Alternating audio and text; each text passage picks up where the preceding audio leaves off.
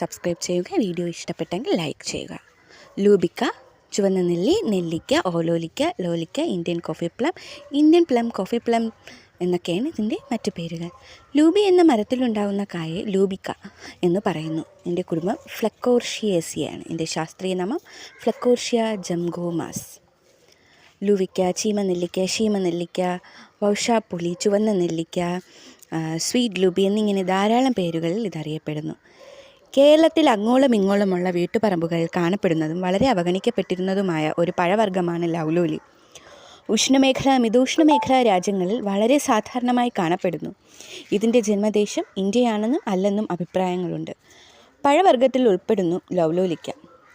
ഇത് ശാസ്ത്രീയപരമായ ഒരു ബെറിയാണ്. ഗോളാകൃതിയിൽ ഇതിന് പൂർണ്ണ വളർച്ച എത്തുമ്പോൾ 1.5 മുതൽ 2.5 സെൻറ്റിമീറ്റർ വ്യാസം വരും. ഇളം കായ്കൾക്ക് പച്ച നിറമാണ്. പഴുത്ത കായ്ക്ക് കടും ചുവപ്പ് നിറം.